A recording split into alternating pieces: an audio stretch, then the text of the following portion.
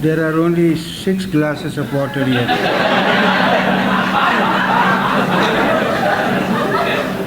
I wish there were 7 to coincide with the 7-Up I have been drinking.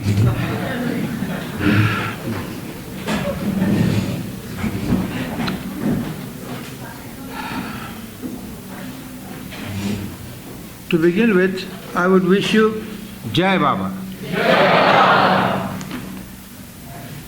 Jai Baba. We have been greeting each other so often. In our letters we mention Jai Baba. We wish each other Jai Baba so much and so on and so often. And at least I had never thought about this as to what it actually means. Sometimes a word or 2 words or a sentence which is so often repeated becomes so familiar that we do not even bother to find out what it really means. So Jai means triumph, success. Baba is Baba. We know who Baba is. And yet really we do not know who he is. Jai means success. So do we wish success to Baba? Do we wish triumph to Baba? He is always triumphant. He is himself success. So what is the meaning of this Jai Baba when we say Jai Baba? We don't wish that Baba be triumphant, but we wish that his work be triumphant. His work for the benefit of humanity, for which exclusively the avatar takes birth once between 700 and 1400 years. We pray. We cannot pray for him, we can pray for his work, because the work pertains to the humanity, entire humanity, and it is carried out and done in illusion. That is all for Jai Baba. Now let us try to understand what this avatar Meher Baba means. Avatar, Meher, Baba. Now let me say that Meher is his personal name. It was usually a Meherban, but later when he was called as Meher Baba, that Meherban was changed into Meher Baba. Baba is a term of respect. It is just a prefix. It doesn't mean anything. It means something like father, like a great man. Anybody is called Baba in India. When they say Baba, Baba, it can mean anything. It can mean teacher, master, a senior friend, or father. So Meher is his personal name, Baba is a prefix of request, and Avatar is his spiritual authority. That is the spiritual status. Avatar, Meher Baba, all put together becomes what we know as the avatar of the age.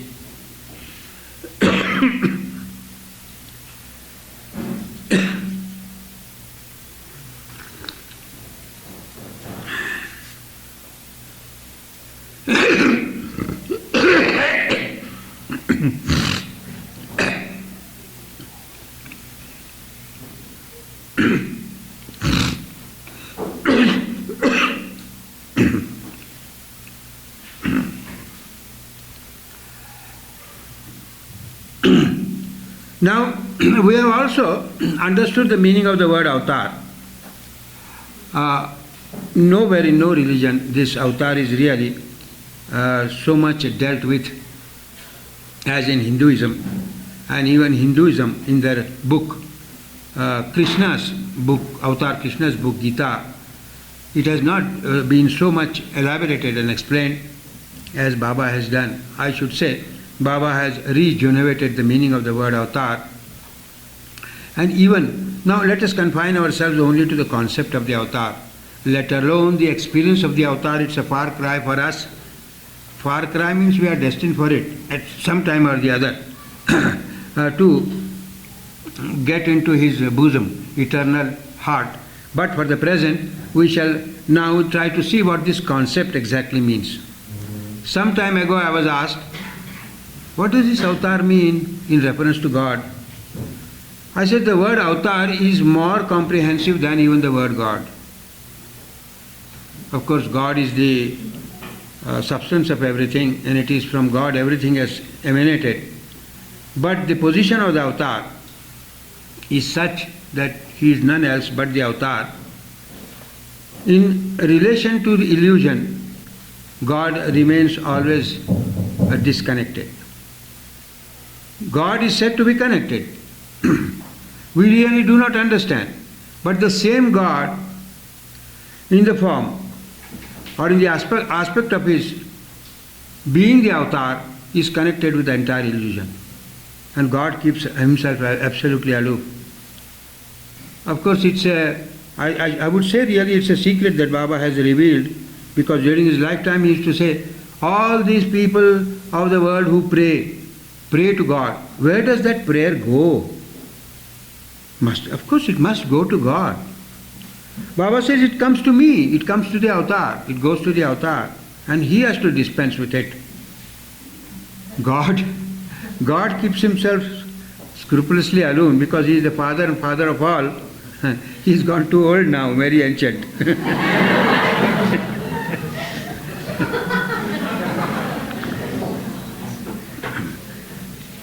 We can say he has almost retired from illusion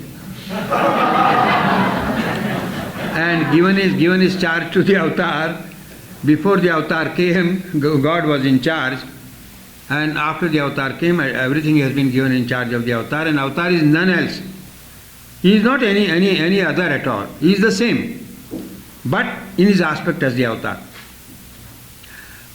So the avatar word includes God and creation, both put together, whereas God is God. So I say, God as God is not man. That means to say, well, we shall get to the meaning a little later. God as God is not man, and the same God as man is not God. He is only the avatar, who is God and man at one and the same time, who brings down God to become man and raises up man to become God. In these few sentences, according to me, lie the spiritual status of the avatar and also his entire work. This is the game going on from time immemorial. It will go on till the endless time. Time, of course, doesn't exist in the real sense. It may exist as nothing. God as God is not man, means God as God is God conscious, he is not man conscious. Same God, when he comes as man, when he becomes man, he is only man conscious, he is not God conscious at all. Now we are all men, we are our body conscious, we are men conscious, we are world conscious, but we are not God conscious. So same God as man is not God conscious. He is the only. This is a very unique position, and one has to understand. For all times, there is no time when this avatar could be excluded at all. And the rest of all the spiritually advanced men, they come and go until they reach perfection. And when they reach perfection, some of them, when they become the perfect masters and they give up the body, then they are completely disconnected with illusion. So there is no authority, there is no power at all times except the avatar, who balances absolute God with eternal illusion. It is said that illusion is also eternal. Illusion is the shadow of reality, but as long as reality is, illusion is. There is one difference. Reality is not dependent upon illusion, but illusion is dependent upon reality, and besides, reality is absolute and illusion is only eternal. So this is the only power that balances absolute God with eternal illusion. How much strength let alone all the experiences. I shall keep aside love, I shall keep aside obedience, I shall only take intellect. Some say, we do not know how to love, Baba, we do not have any love. I cannot obey, I refuse to obey, I don't want to obey. Well, matters little. If you do not want to obey, you say you do not have love, I would not bother. Just try to understand what avatar is. At least, will you identify yourself with this concept or not? If you thoroughly understand. If you don't understand, discard it, throw it away. But if you really understand, then very honestly you have to identify yourself with it. And what is strength? All knowledge, all power and all bliss, these are the qualities of God. These are the qualities of the avatar. They are. When I say God, I mean really the avatar, unless I specifically say that he is not the avatar. All knowledge, all power and all bliss, even if we accept this concept, what is source of strength? This is we cannot imagine. Forget all our weaknesses, forget all our strength, forget all our love, forget all our obedience. Only hang on and stick on to this, but very tenaciously and for all times. And I am sure the love and obedience, everything will come. Of course, eventually love is a gift from the master to the disciple, and obedience is a gift from the disciple to the master. It will come. First try to understand this. If somebody is serious, when someone comes and says, I do not have the love for Meher Baba, but why have you come here? I want to know something, I may be curious. Yes. Then you take this and identify yourself with it. Identify yourself with the qualities and try to find out what it is. And you will be greatly, greatly helped in your life. The question of love and obedience may be a far cry for the moment, but they will automatically come to you. Now, second thing is obedience. I am going to the thinnest point of intellect to just grasp the word, how comprehensive it is and how powerful it is. Then go a little further, keep aside the matter of love, only take obedience. But I can't obey, I don't want to obey, I don't want to love. Well, then I would say that love is the gift of the master. Unless he gives me the gift, I don't have it. Obedience also I am not prepared to obey. I am unable to obey. I am too weak. I don't accept it. I am not able to obey at all. Well, but there is one thing in you. If you want to know something about Meher Baba, if you are really curious, then what happens?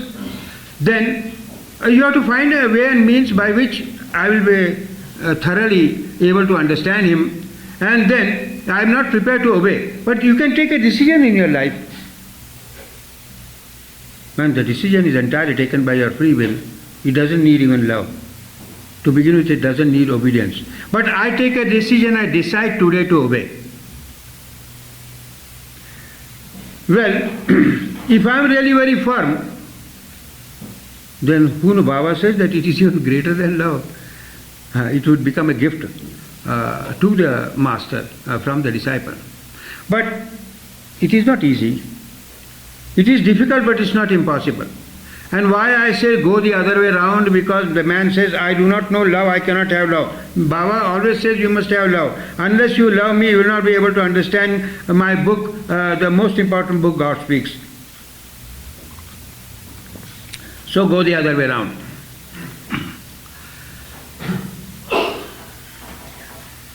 And if you decide for yourself today and never to change your decision, I am sure it will lead you to the same center. It will be a different way. You set aside that matter of love altogether because you cannot align yourself with it, and just obey in the sense. Then the person asks, what shall I do? What shall I obey? You might have stayed with Meher Baba, who was in body at that time, and now he is not there. And what shall I do? Whom shall I obey? Honestly, I tell you, it may be to a certain extent right for the questioner to say this, but it does not stand my questioning. Christ was not there. Saint Francis loved Christ. How many years later? Today we have millions of followers of Christ, they love Christ. Did they feel the necessity of the Christ, or they want the Christ in the body to appear before them? But just because Baba happened to be here 7 or 8 years before, and there are many persons who had seen him, they say now that he has given up the body, he has gone away, and to whom shall we obey? There are very few things to be obeyed. Books may be so many pages, God speaks 300 pages, and discourses 500 pages, whatever it is. There are fundamental things we have to find out. The extract of what shall I do? How shall I lead my life by which Baba will be pleased? This is a simple question to be asked. And we can get from the discourses. We can get from the persons who have a long experience with Baba. We can get the answer within our heart. Baba has said the same thing all religions practically say. With a little light, a clarity, but which you have to understand. Just a few things. Our ego is the greatest hindrance to us. But what are the different ramifications of this ego, which you have to tackle? It is our craving, it is our lust for money, lust for woman, everything that we do selfish. These are the few things we have to see in our life, and just keep him pleased. And I don't think anybody will find difficulty. If he finds difficult, then matters little. He should be sincere to the core of his heart. If he is sincere and if he tries his best, then Baba always helps. One man wrote me a letter that I do not know, Baba, whatever I have decided to do a certain thing under the certain circumstances, at a certain time, under the certain circumstances, I decided to behave in such a manner. But when actually I am confronted with the circumstances, I am not able to do it at all, and I feel very much frustrated. And in spite of my trying best means that man must have spent a lot of his time and lot of his attention to just follow his own decision and to obey Baba. But he was absolutely unsuccessful. And then in the end, I went and read that letter to Baba, and Baba said, "Tell that fool, this is my will."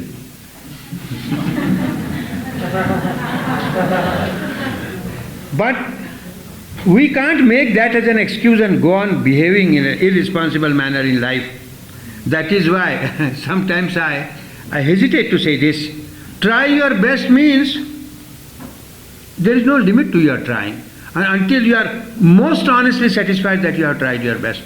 Not for the matter of finding an excuse, that I shall put excuse before Baba and say that I have tried my best and go in my own way to fulfill my own desires, as against the wishes of Baba. Once, what happened? Of course, there are many repetitions may arise in my talk because I know that there may be repetitions to me, there may be repetitions to certain persons who have heard me before and are present here today. But those who have not heard, they may not be repetitions. So I have to probably repeat. It's a very nice story. The story is like this, that in the Mohammedan religion there is a day of judgment. And the day of judgment comes when God invites the entire humanity and sits on the golden throne like this and dispenses justice. So what is the justice? Those who have committed virtues, they are selected and sent to heaven. And those who have committed vices, those who have committed sins, they are selected and sent to hell. And big, huge conference was there, you see. Millions of souls standing and God sitting on the throne, and this whole procedure was going on. One man stands up with his hand up and says, "God, oh God, halt!" What? God says, "Who the hell this man is, I do not know. How can he come and challenge my authority? This fellow, where has he come from? I want to ask you something." "Ask me something at such a time, such a critical time?" Yes, sir, I have to ask. I would request you with my folded hands not to proceed further. You can give your judgment just a little later after answering my question. Shall I put that question to you? God was in a fix. Well, all right. You come forward. The man goes forward. What is your question? Sir, I want to ask you one thing. What?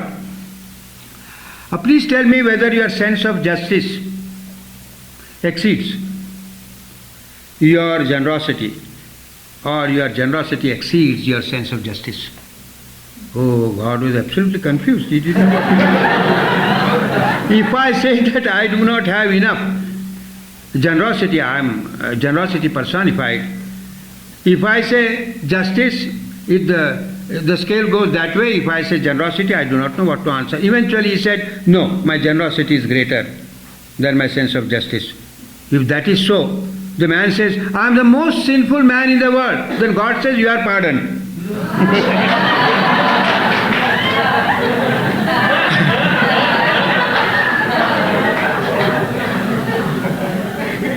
Among the multitudes of crowd there present, they just held a small meeting between themselves. He says, oh, this man has gained all 100% pardon. Why should we not try?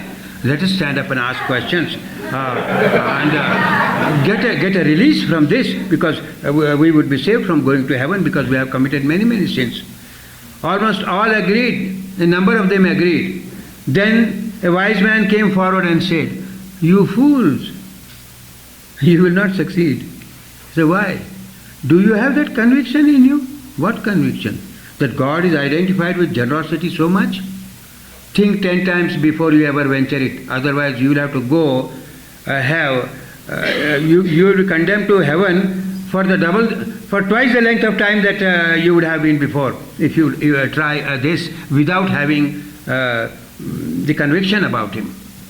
Then they thought over, yes, we do not have the conviction. Now what I want to say is, this man was pardoned just because he had that conviction. Such a great, unassailable, unchallengeable conviction.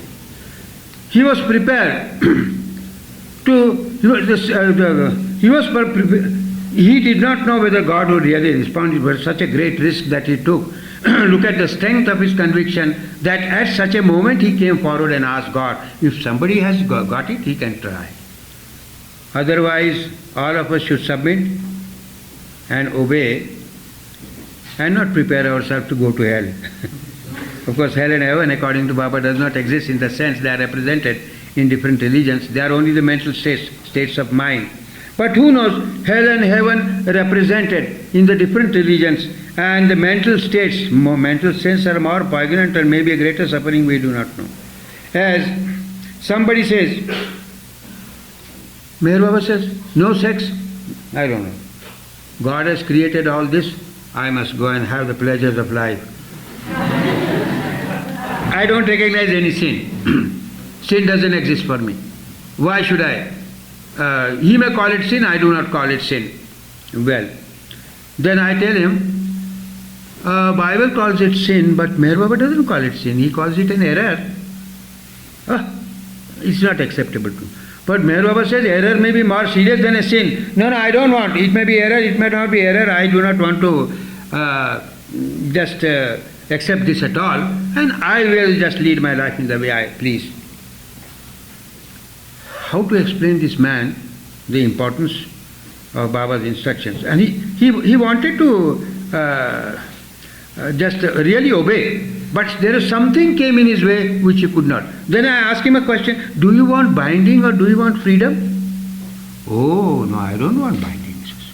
Sin was a different thing and error was something else, and binding is more. He says, I do not want binding, I want freedom. Then I said, if you want freedom, Meher Baba says, do not do this. Oh, I shall consider this now. I shall consider.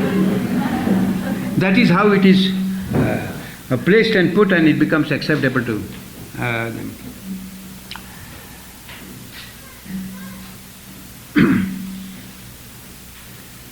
Now going back again to the state of avatarhood. Now let me just place before you that Muslims and Muslim religion, they are very orthodox, they are very fanatical about their religion. But one Muslim who came and attended in the 50s conventions that were held at Meherabad, he was so impressed that he went and wrote 2 books. He was a man from Pakistan, his name was Sahavas. Sahavas is his pen name. He wrote such 2 beautiful books in Urdu and Persian mixed. One, Sarod Javidan, that is the eternal song. Another is Sahib-e-Zaman, means the avatar. Urdu term for Sahib-e-Zaman is avatar. They don't accept avatar. Just as Christian may not accept avatar, they may accept God-man perhaps, but not the avatar. The meaning is the same, the words are different. Now in his book, he has given some description of, he has written some ghazals in which he has given certain descriptions about Meher Baba. So I will recite a few couplets. Couplets composed of 2 lines. That ghazal, you see, contains 17 couplets, but just as few which I remember, I will just recite and translate in English. As to what height the thoughts of this man could really soar, and he must have had some experience when he came and attended the two congregations, not conventions, at Meherabad, that he went and wrote these ghazals. One ghazal he says, Meher Baba Kutub-e Alam Mazhar-e Noor-e Khuda Mard Haq Insan Kamil Tajdar-e Dosara. These 2 lines, of course, I mostly recite at the beginning of my talk every time. This time, of course, I didn't do because I wanted to recite the part of a ghazal. Meher Baba Kutub-e Alam, you are the hub or the center of the whole universe. You are the manifestation of the light of God. You are the man of God. You are the perfect man. And you are the king. You are the crowned king or the emperor of the 2 worlds. Now when in Persian or in Urdu the 2 worlds are referred, world is outward world. We know this physical world. Another is the inward world. The inward world, as Baba has described, is composed of the subtle and the mental, both all put together, is called the inner world and this outer world. So when in Persian literature or in Urdu these 2 worlds are mentioned, they mean the inner world which composes of subtle and mental, and outward world is the physical world we know. The emperor of the 2 worlds. Mehromay pur noor tere jalwaye rukhsar se, do jahan roshan hai tere partave anwar se. Mehromay, moon and the sun, where do they get their light from? It is because of you. If you were not there, they would not have been able to shine at all. Mehromay pur noor tere jalwaye rukhsar, do jahan roshan hai tere partave anwar se. The light which you see in the 2 worlds, the inner light also. Inner light is far more powerful, the subtle and the mental we do not know, but we have read something about it in Baba's discourses, and God speaks. So all this light, it is because of you. If you are not there, there would be no light there at all. Meher Baba, you see, you cannot imagine a Muslim ever saying this, which I will really recite to you in the next couplet, that he is likely to be cut into pieces by Mohammedans. They are so fanatical about it. And this man said, he writes it and he publishes it. He could not publish it in Pakistan, so I got all the printed forms in India and I published those books in India. He said, Meher Baba, Meher Baba tu Khuda, Meher Baba, you are God. If he were to utter an assembly of Muslims, I think he would immediately be slaughtered right there. Meher Baba tu Khuda tujme hai jalwa gar Khuda. You are God and in you God is manifested. Meher Baba tu Khuda jalwa gar tujme hai jalwa gar Khuda. Meher Baba surat-e insan ho to haknuma. Although you may have a face of a man, that means it means the form of a man, not the face. That's the way of expression. You have the form of a man, but you are the gateway to God. You are God manifested. You can guide us to God. Tu hai Swami Ram Tirat, tu hai Nanak, tu Kabir. Swami Ram Tirat was a great saint of northern India. He hailed from a place called Lucknow. he had written quite a number of books, and the title of the series of books was called In Woods of God Realization. Whenever his name was mentioned, Baba used to be very pleased about this. He says, Tu hai Swami Ram Tirth, tu hai Nanak, tu Kabir. Nanak is the Guru of the Sikhs. Kabir, you know, the perfect master of the central Maharashtra. And you are all that. You are Nanak, you are Kabir, you are Ram Tirth. Tu hai Nanak, tu Kabir.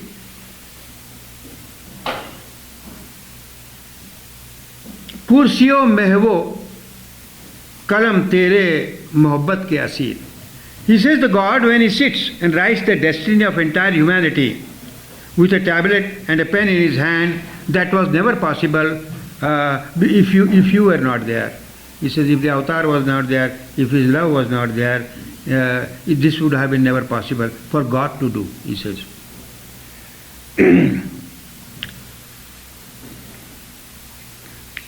And further on, still more powerfully he says, Tu Muhammad, tu Masiha, tu Sulaiman, tu Kalim. He says, you are Muhammad Paigambar. If he utters before Muhammad is finished, he would immediately be made disembodied.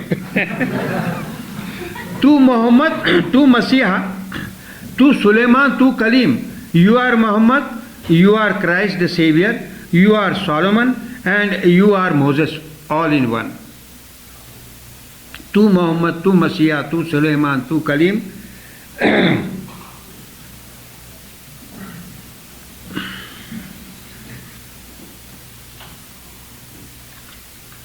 He goes on saying on and on like this. And further on he says, Tu Shahanshah do Alam, Badshah Kainat. You are the king of the two worlds and you are the emperor of the entire creation. Tere nizdara hone se mujmar hai nijat. He says to come within the orbit of your love is to get salvation, is to be completely freed from illusion.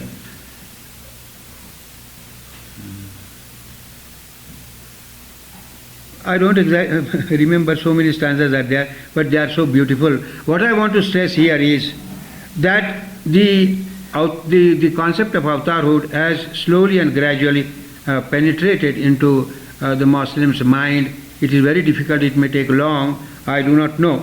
But they believe in the Prophet, as the Christians also do not believe in the avatar. Now in this, would you like to ask anything in whatever I said, which may have been understood or not understood? Yes? How did you get conviction about Baba?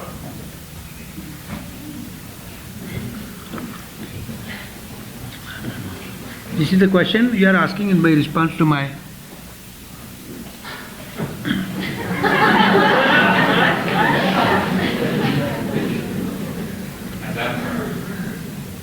the conviction about the avatar. Yes.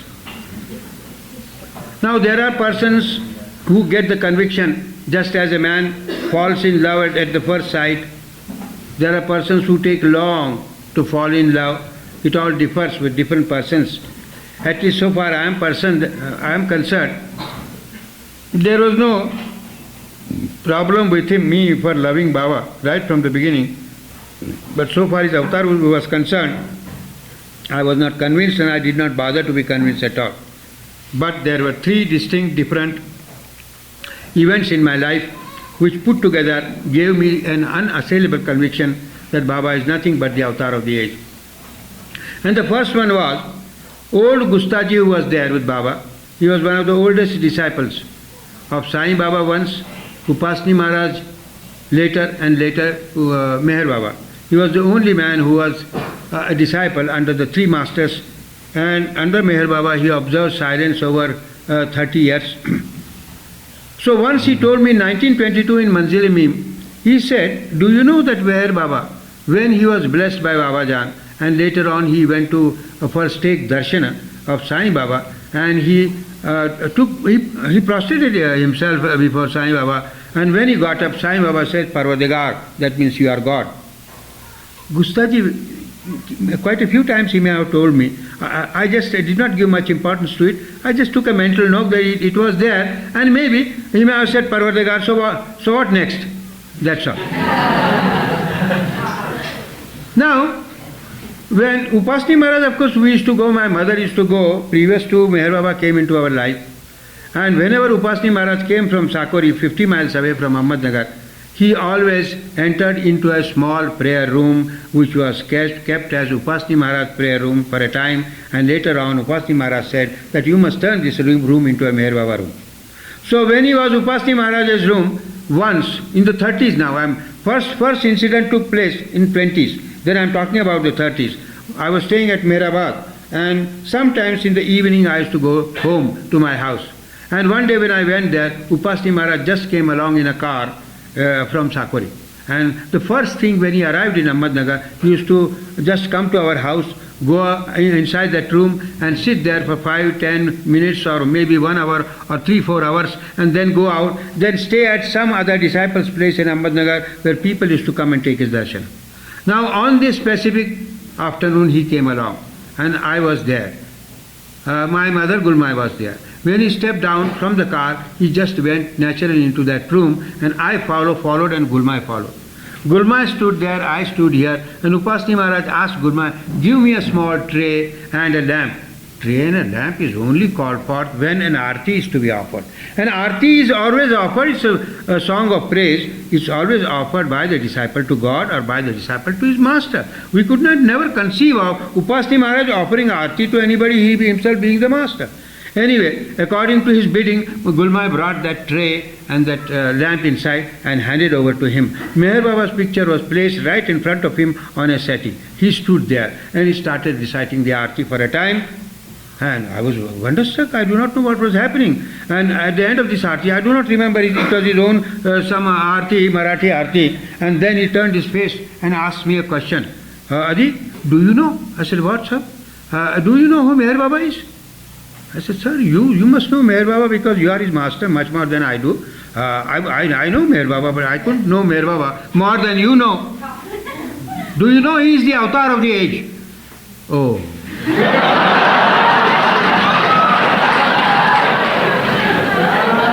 Gustaji said Parvardigar. Gustaji said, Sai Baba said Parvardigar. And here Upaji said avatar. And yet I was convinced, say about 60% I was convinced, not wholly.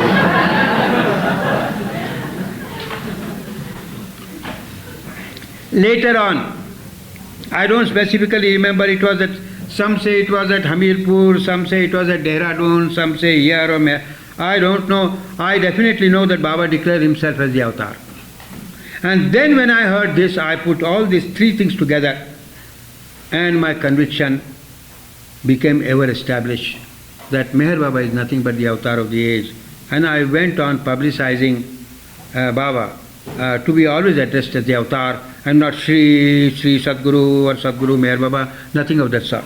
To impress upon the minds, I used to get letters with the same old address, Shri Meher Baba, Shri Meher Baba or Meher Baba, or Shri Sadguru Meher Baba. I used to return those letters and ask them to address Avatar Meher Baba, and then I would only receive the letters, open and respond.